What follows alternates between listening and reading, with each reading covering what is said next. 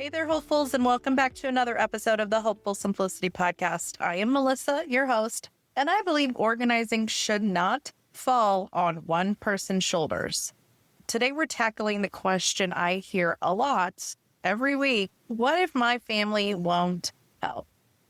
Maybe you've tried getting your kids to clean up their toys or asked your partner to keep the counter clearer, only to feel like, well, that didn't work. Nothing's going to stick. It's exhausting to feel like the default parent all the time or the default home organizing manager all the time. And you're the only one who takes care of the clutter. But here's the truth. It doesn't have to stay that way. Just because it is that way now or may feel like it's that way doesn't mean it has to be life. So in this episode, I'm going to share some practical strategies to invite your family into the process, make systems a little easier for them to follow, and release, hopefully, some of that pressure that you feel like you're carrying all alone. But just know you're not alone. We're here with you. Understanding the root issue, that's a great place to start when you're trying to get any shifts on board, right? So understanding your own issues, the issues happening between the whole home team, as we're going to call it. Maybe they don't see the clutter the same way you do. I know. I understand. You're like, what is sitting right here? How do they not see it? It may be as simple as organizing styles are different. If you're a non-visual organizer, seeing all the kids' toys sitting on a shelf in the living room may feel like clutter to you, but if they're visual organizers, it just feels like they put it where it goes to them. So organizing styles play a huge part of how our stuff and systems are actually seen, because what may be clutter to you may just be regular for someone else. That could even be the pile of papers on the counter. Those are clutter to me, but to someone else, well, it's not in my way, so it's not a big deal. You have to think of what is the root issue, and is it how we just see things differently? And have we expressed how that is? Have you expressed, you know what? I understand that this may not be as stressful for you as it is for me, but can we work out a system where it doesn't stress me out as much? Hopefully then everybody wins, right? So everybody wins. If mom's less pissed off and stressed and nagging and constantly carrying all the loads, if that's a little lighter, she might be a little kinder. We may be able to actually spend time together and hang out and like each other for a change. But another root cause may also be overcomplicated systems. Again, it may not feel like it's an overcomplicated system to you. For me, taking a lid off is not overcomplicated. I love a stack and go shoe box organizing systems, especially inside closet type things like the shoes in my bedroom closet, the boxes in the linen closet that hold travel supplies or overflow bathroom things, or even the pantry that hold all the snacks and stuff. I love it. However, I do not love that system more than I hate picking the things up off the boxes with the lids and putting them inside. So let's break that down. If the system is overcomplicated, let's say you have a super micro system. I want to find things in one move, right? Like I just want to go, I want to find it. I don't have to dig through a box. I don't want to have to do any of that. That's a very micro organized way.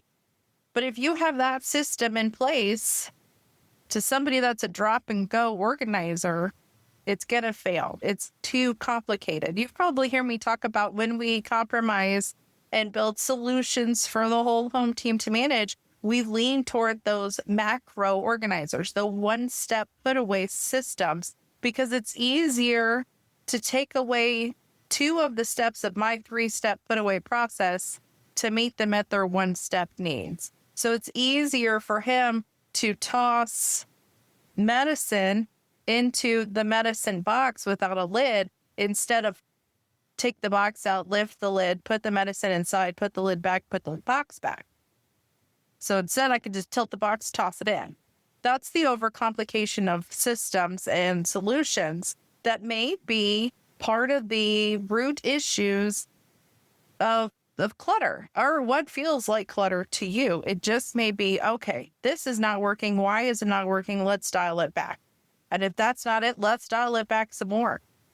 And I'm not saying you have to have open shelves and everything out 24/7 to meet them in their space, because sometimes it's not an organized system. It's just crap everywhere. You're not incorrect on seeing the clutter. I'm not saying that. I'm not saying that they're too lazy to do it. What I'm saying is let's find that root cause that could be the process and the problem. That could be the actual problem you're having here. Now, you may notice you are in a cycle of nagging and pushback. You bitch, they complain. Oh, why are you always nagging at me? You get resentful. They're like, why are you always mad? Right? There's that back and forth cycle of suck. Now, cycles are super hard to break. And I am going to put right here that I am not a trained therapist or mental health specialist or even family communicator. I just know what I know. I've read what I've read, and I've worked with people that I've worked with. And that's where I'm building these things from. Take what works for you and leave the rest for someone else. But the cycles of suck can be extreme, right? To you, it's clutter. How come you're not picking up your toys? Why can't you just put this where it goes? Why isn't this? Why am I the only one that? Why? Nag, right? It sounds like nagging to them. And to you, you're just like, okay, I've asked you 7 times. Now I'm screaming and you're mad that I'm screaming. Well, if you would have listened the first 6 times, we wouldn't be at 7 times scream level. But it's a cycle. So if the cycle is let's go back to that medicine example. We'll just probably rinse and repeat that example throughout the episode. But if they put the pain reliever bottle on top of the shoebox, and then the rinse and repeat cycle is you then follow them around and put it where it belongs inside the shoebox. So they've put it on top of it. You have followed them to that space, taken the lid off, put it inside, put it back, right? So that's a cycle of negativity. It could be even the negativity of you feel like you have to scream at the kids to get their toys picked up off the floor in the living room. Especially if someone's like, hey, I'm on my way over. You're like, well, shit. Okay. What do we rush, hustle, go, clean, put your stuff away, all the things, right? The nagging, the complaining, the resistance push of like, I just got these out. I wanted to play with them. Or like, okay, but you have 7 other boxes on the floor. Just pick one and put the others back. Maybe one of the root issues or the struggle cycles are those repeat push back conversations that are happening. And we may not even know it. It may just be like, well, this sucks. But it is what it is. So we have to reframe the root issues, be it different styles, be it overcomplicated systems, be it the nag and resistance cycles of conversations. We have to reframe how we do that. So maybe instead of, why can't you just put the medicine inside the shoebox where it goes, it gets reframed of, what can I do to help you put this where it goes? But same with the kids. Maybe it's not okay, it's time to clean up our toys. You've got 5 minutes. Get this done before mom comes back. Maybe it's I bet you can't get this done before I get dinner cooked. Make it a game. Make it a challenge. We are very competitive in this house. So challenges work well. I know other people do a like team tidy up. So if you're let's say you're in the living room and the team tidy up is, okay, Dad's going to pick up all the pillows and blankets up off the floor. Mom's going to take the stack of books and magazines and paper products and everything that goes on the upper shelves of the bookcases and put those away while Dad's doing that. The kids are going to put the toys back where they go. Everybody go, right? Like, let's do this together. And then we're going to meet on the couch for a movie night. Perfect. Or then it's take a bath and go to bed. Whatever that is, it's reframing the conversations to less nagging and a little more hopeful, to less constant repeat suck cycle conversations to, okay, well, that's obviously not working. Let's try something else for a change. What will work? What can work? Can I shift even the language we're using for everybody's simplified sanity in a way? If you've got the overcomplicated systems, And I know we briefly touched on this a few minutes ago, but if you've got the overcomplicated systems, have that conversation and learn to understand what will it take. It may not be the Pinterest perfect picture you have in your head, or even the system that you can manage, that makes sense for you, that fits your organizing style. But if you want it to be organized and you want to be less naggy and you want them on board, you have to meet them where they are. It's teaching a kid to ride a bike. You have to start at the start. You can't just be like, here's your bike, deuces. You have to be like, okay, let's get up on the seat. Let's adjust the height of the seat. If you push back on the pedals, it stops the bike. If you push forward, you get going. Sometimes you have to give it a little nudge, right? You've got to have the training wheels and organizing just like you do in bike riding. And that's the conversation starters. And then that's the steps of, okay, this isn't working because there's a lid. Oh, this isn't working because you're not going to use a hanger. Let's get you a hook. This isn't working because, oh, well, crap, your toy box is above your height, right? Your toy bin is on my height, not yours. Let's shift it. Let's make those systems one-step putaways for everybody to manage easier. And then at the level of that person is, if you've got a one-step putaway and you've put the box of toys on the bottom shelf of the bookcase, you put all the action Barbie type figures, all the people type things into one box while the kids were at school, right? Great. It's organized. It's got a new home, but you didn't label it. Well, we're back to square one. Now they can't even find it. And you may have a tantrum on your hands. And so the systems for success have to be from start to finish. It has to be training wheels to writing. It has to be, even if maybe you've set the system up while they're at school, it has to be easy for them to find the things they want in one step. Maybe it is a solid container because you don't want everything out. You don't want to see all this stuff all the time. But it's got a really big, obvious, bright, maybe colorful label, mostly big and obvious. So if they've come into the living room, they've looked for their toys that stay in the living room. You've put them in these amazing totes that you found on sale that all fit perfectly in your bookcase. You've sorted, you've organized, you've spent your time during the day to work on that. They come home from school or from grandma's and now they can't find their stuff. You see where the problem is, right? You've got them set up to ride their bikes, but they're still at training wheels. But if you slap a label on those boxes, they can be like, I don't know where found him.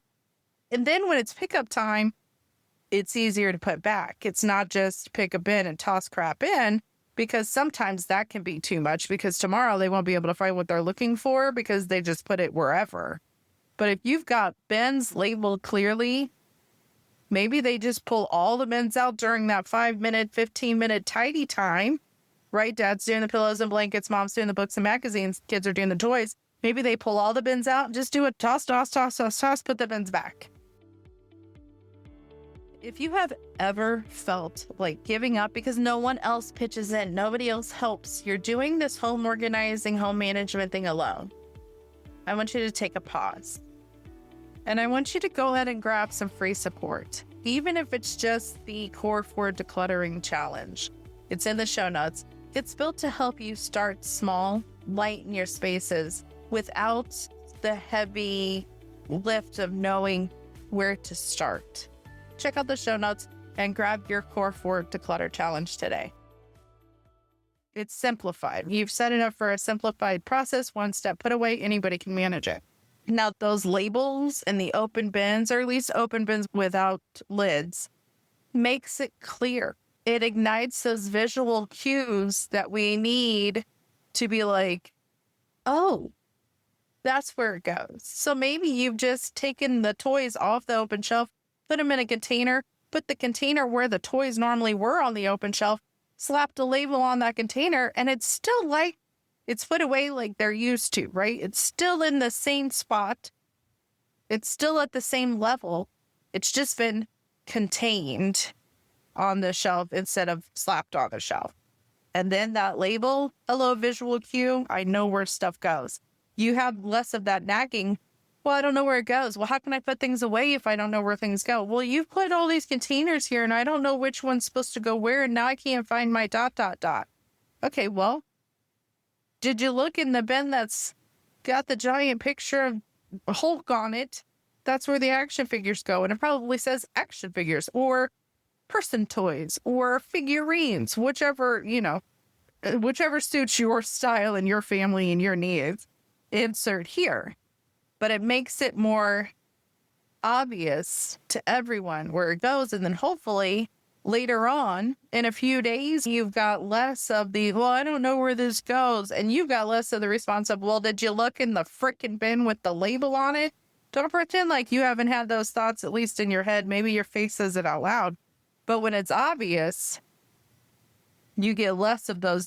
Did you look right here where it's labeled and in your face and easy? Oh, and then a couple days later, we know where it goes. Not only do we know where it goes, it's got a label just in case we forget. So assigning spaces, maybe those toy bins are in the bottom shelf, but mom's favorite books are on the top shelf. So maybe each person has their own space to maintain, to take care of. Yes, you may be the manager of making sure that space is initially organized and set up for success, but now they're in charge of managing it. It's like your sock drawer versus his sock drawer. Okay, they may all have socks in them, but I'm not touching yours. You're in charge of yours. You want to fold them, fold them. You don't, you don't. Okay, you want to put, baggies in the Barbie box, one for shoes, one for clothes, whatever that is. You want to do that, bud, because that's your Barbie box to take care of. If you want to toss everything in there, great. If you want to put baggies in there later on for your own shoes, do that too. All I know is I just created the system. You're now in charge of it. So it's shifting those spaces, kind of assigning them to family members. Mostly, if it's their stuff, they need to start taking over managing it. They need to start actively being involved in their stuff. If you've got movies on the bookcase in the living room, moms aren't going to be on the bottom, right? Kids are going to be on the bottom. Moms and dads might be up a little higher. Mom and dad may love watching action flicks. Even the kids like watching more family-friendly Disney shows. So let's make sure that they're assigned and sorted for those family members who use them to succeed in keeping the spaces organized and a little tidier altogether. But you also have to practice what you preach. I can't just sit here and complain to you for not putting your movies back when I've got a pile sitting right next to it. Like, that's not hopeful at all. That's kind of a little shady.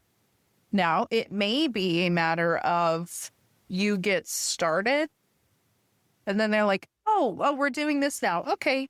And they just didn't know. Some people just don't know. Some people go into autopilot mode and somebody else will handle it. Yes, that's annoying. Yes, that pisses us all off. But it is what it is. They're so used to you following them around, putting crap back, that they're just like, why would I do it when they're just going to do it? But if you model the behavior and you're like, hey, it's our 15-minute tidy time in the living room before bath and bedtime, I'm going to go ahead and tackle this. And then once they see you working, they're more likely to participate. Hopefully without the, it's this time, why am I the only one working? Or why am I the only one doing this in this time? But you do have to have the pre-conversations. You can't just be like, we're initiating 15-minute tidy time in the living room every night before bath time, but not tell anybody. And then somebody looks at you like, what the hell is tidy time? Isn't that just what you do? Tidy time, they're still playing and you're picking up all the stuff, right? He's still looking at his phone and you're cleaning stuff up and you're like, what the hell? This is the time. But if the conversation wasn't out of, this is really stressful for me every day. We need to shift this where we're all participating. I need you to step up and manage stuff. And no is not an option. I remember when my son was younger, I was told it's a good thing, not by him, but by someone else. I was told by them, it's a good thing we're here to do all this for you. And they were talking to me. And I'm sure like any of you that know me can just imagine what my face looked like, right? I'm not made for jail some days. But my face and my reaction was, oh, okay, so you think it's my job to clean up your mess. Okay, well, great. I'll clean up your mess while you go defrost the deep freezer, because that's what I was working on while you were doing that. But clearly, since it's my job to clean up your mess, you can do my actual job of that. And the response was, oh, well, I didn't know you were doing that. I was like, and I didn't think I had to justify any and everything, because it's your responsibility to take care of your things. Even if it's in the living room or in the kitchen or in the bathroom, it's your responsibility. They're your things. And part of my relationship with my son is I don't want him to call me when he's older for basic stuff. I don't want you to call me for how do I start the washer. I don't want you to call me for when should I run a vacuum, do the dishes, cook a meal plan, make my bed. I want you to succeed without the idealistic expectations, which are unreal and not realistic, of you need a partner to take care of. Nope. No, you need to be able to manage your stuff and your things, and modeling that behavior now, even on my exhausted days, the bathroom countertop, vanity top gets wiped down because I don't like water spots mostly, but it's also a good habit to have. 9 times out of 10, the kitchen sink is empty when we go to bed. Every week we model the behavior of laundry gets done. I have this day, you have these days. And so it's modeling the behavior, but you can't model behavior that's shifting. You can't start doing a tidy and then be confused while no one else is participating. If the behavior has been, you just handle it all. And the conversation wasn't fixed in between the how it's been to how it's going to be. And I know they're hard conversations. And yes, you'll have your, I thought we agreed that we would all be doing this 101 2. I'm tired today. I have a headache. It's been a long week. And I understand that your response in your face be like, well, you know what? I had a long day and long week too. But this needs done. Eventually, it'll just be habit. Eventually, the conversations won't shift. You'll just get up at 8 o'clock, start doing this. And then they'll be like, oh, look at the clock. It's that time. And start, following along on that modeled behavior. Just stay hopeful. It can be frustrating and it can feel like I just went on a different cycle. And part of that is I do want you to embrace letting go of some of that control. If he's folding the blankets and putting up the pillows, let him do it. Because it's not going to, you have to decide where your control is. If he's going to pick up the pillows and the blankets, you can't follow along and fluff the pillows and fold them in the perfect square for the blankets, because that's what he's doing. Because then that's flipping it backwards and going, well, you didn't do it right. You didn't do it how I would do it. You didn't organize these how I would organize them, right? If the kids are putting the toys in their containers, let them put them in their containers. If they want to toss them and break them, well, sorry, bud, you tossed and broke that. Yeah, and we're not getting another one. You can add it to your birthday list. Those are hard lessons and breakdowns and meltdowns and self-initiating, letting go of control. But if you are shifting toward getting them on board, sometimes you got to bite your tongue. Sometimes you got to bite it back on your own end, because just because they're not doing it how I would do it doesn't make it right or wrong. It just makes it different. Just because you would put all the labels facing out and lined up perfectly in the pantry for the canned soups, it doesn't make it wrong because they just put it on the shelf. At least it's on the damn shelf.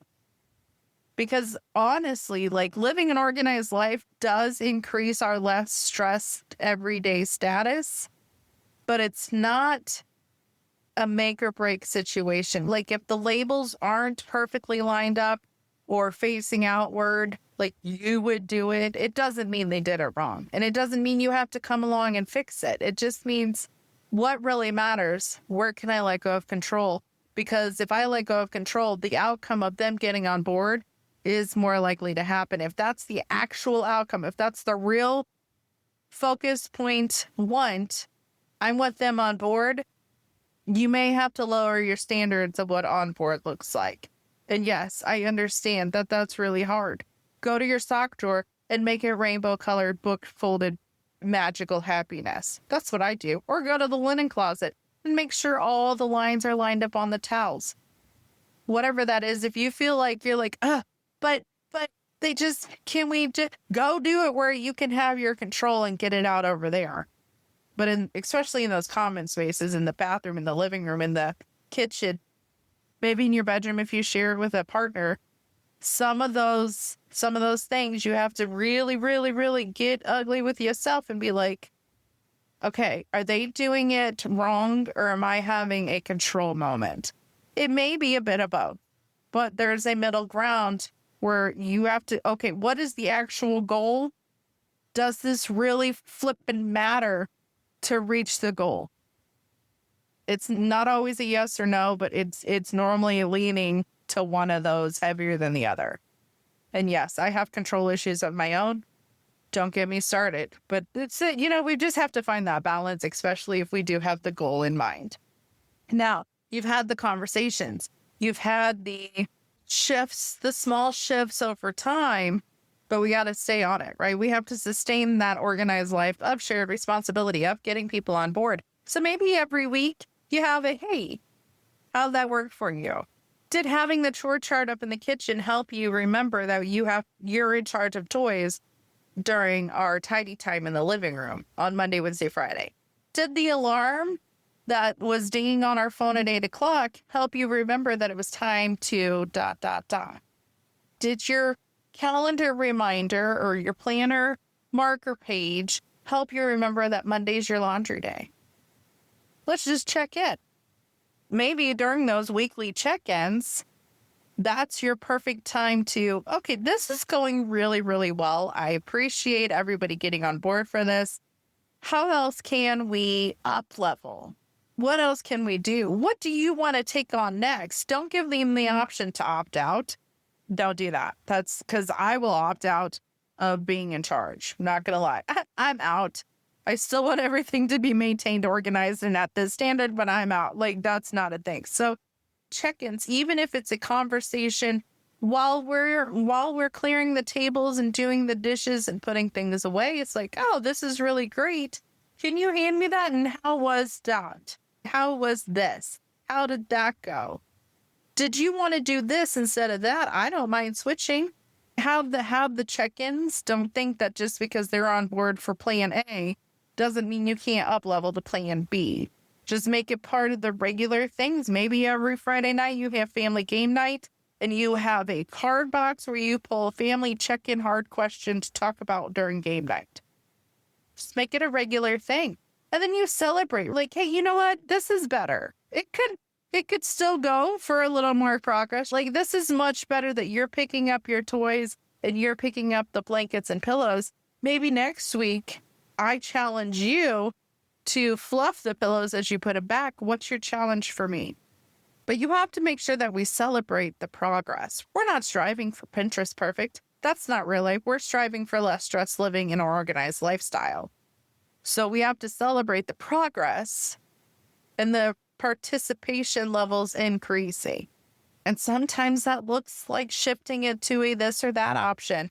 If you realize that child 1 doesn't like doing this, but child 2 does, hey, would you prefer to do this since they don't mind that? Or can you do this instead of this? I just want to see if this might be something that works better for you. Make it look like they're participating and actively choosing their spot and role in the organized lifestyle of the home. So we're getting our family on board by breaking the cycle of habits. We know the root causes. We know some of the struggles. We know we're going to have some of those possibly hard conversations to start the slow shift. We're going to check in during the slow shift saying, hey, you know what? I noticed that you really don't like this. Let's shift it up. I don't mind being open. These are the other things that get done during that time. What works for you? And then we're also being like, hey, this was great. Thank you so much for participating. Did you see what I did? And remember, they're not going to be like, way to go, mom. Like, it's just not likely to happen. 9 times out of 10, you're going to be the cheerleader of the whole team. It may suck, but that's what I'm here for. If you're like, well, this is stupid, nobody ever notices, I notice you. I think you're doing amazing. You just have to keep staying hopeful. It's hard sometimes, but you can do it. But you're also acknowledging your self-work on letting go of control. this is good enough. That was me having control issues. A got to B and it's done. It may not be done how I would have been doing it, but I'm not following you along doing it all the time. So we're winning. We're counting that as a win. The whole team is succeeding because it's done. It's done to the good enough standards of check what's next. But you're also releasing the overload, overwhelm, and that you've been carrying alone, that you've felt the constant weight of managing all the stuff, right? All the stuff and all the people. And then hopefully you're feeling a little lighter and less nagging and less resentful and less watching them do nothing while you seem to be doing everything. That is shifting. Hopefully by the end of this episode, some of your wheels are trying to be like, oh, okay, let's have this conversation. This irritates me the most. We all need to be on board. They're not going to get options to opt out. We can do this. Yes, I can. And you are freeing yourself from carrying the weight of it all. Think about this for just a second. What's one simple system your family could take over today? Keep it small, keep it clear, easy, and actually doable. Getting your family on board doesn't mean constant fights and continuous nagging. By simplifying the systems, assigning ownership, giving people responsibilities, letting go of your perfections, and creating a home where not just you contribute to maintaining and organized, but everybody contributes in their own way. Next week, we're going to zoom into the bedroom for a quick yet powerful reset to your nightstand and that to-be-read pile, Melissa. Oh, I don't want to, but it's going to happen, your nightstand. You'll see how such a tiny space can impact your whole day. It can impact your whole mood sometimes. So don't forget to check the show notes for the Core 4 Declutter Challenge. It's a great way to get started and to even bring your family into the process. It's step-by-step, 15-minute finds, and making those core 4 rooms, the kitchen, bedroom, bathroom, and living room, feel lighter along the way. If you need even more support or you're ready to up-level your organizing journey, check out the Hopeful Simplicity Library for just $9 a month. And until next time, stay hopeful,